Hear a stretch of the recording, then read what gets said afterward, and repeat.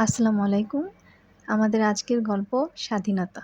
রুহুল প্রত্যন্ত গ্রামের ছেলে, নৌবাহিনীতে চাকরির সুবাদে চট্টগ্রামে বসবাস করে। বাড়িতে বিধবা মা, ভাই-বোন আছে। ১৯৭১ সালের মুক্তিযুদ্ধে যোগ দিয়েছে। যুদ্ধের মাঠে তার বুকে গুলি লেগেছে। যুদ্ধের মাঠে তার শেষ কথা, রুহুল, আমার বুকে গুলি লেগেছে। আমি খুব কষ্ট পাচ্ছি। আপনারা আমার বুকে আরও একটি গুলি করেন। Pakistani army fire.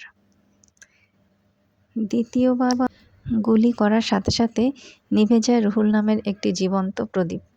স্বাধীনতা যুদ্ধ শেষ হলেও রুহুলের মা তার পেনশনসহ এককালীন টাকা, রেশন মৃত্যুর আগ পর্যন্ত পেয়েছিল। বিধবা মায়ের মুখে সন্তানের জন্য কোনো কষ্ট ছিল না, কারণ তার জীবনযাপনে কোনো অর্থনৈতিক কষ্টের ছোঁয়া পড়েনি।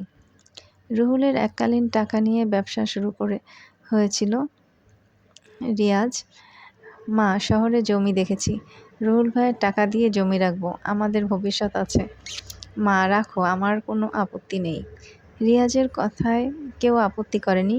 শহরের প্রাণকেন্দ্রে জমিসহ বাড়ি কেনা হলেও সেখানে রুহুলের কোনো চিহ্ন ছিল না। সবাই জানে রিয়াজ শহরে বাড়ি করেছে। এভাবেই কেটে যায় অনেক বছর। রিয়াজের স্ত্রী জেসমিনের দাবি, এখানে বসবাস করবে না, এই বাড়ি বিক্রি করে দেবে। জেসমিন, এখানে থেকে মেয়েদের বিয়ে দেওয়া যাবে না, আমরা ধানমন্ডির বাসায়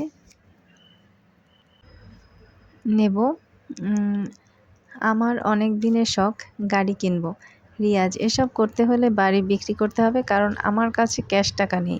জেসমিন, বাড়ি বিক্রি করে দাও, লোন পরিশোধের পরে যা থাকবে সেগুলো থেকে আমাদের ইচ্ছা পূরণ হবে।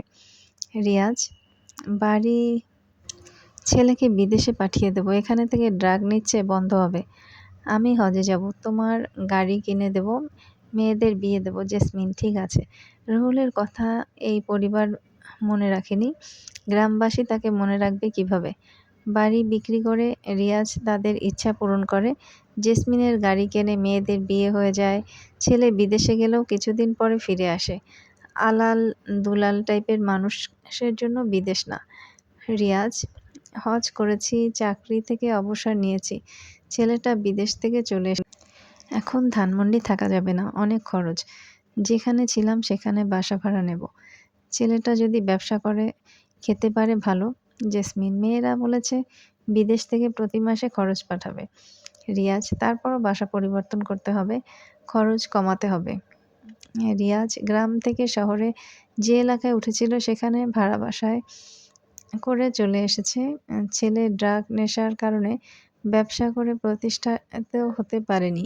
শেষ পর্যন্ত রিয়াজকে মেয়েরা সহযোগিতা করেছিল। শহীদ রুহুলকে মনে রাখেনি। শেষ পর্যন্ত তার টাকা এই পরিবারের বিলাসিতা করে উড়িয়ে দিয়েছিল। কিন্তু শহীদ রুহুলের প্রাণটা যখন চলে যায়, সে কি কষ্টই না পেয়েছিল। তাকে নিয়ে কোনো স্মৃতিচারণ হয়নি।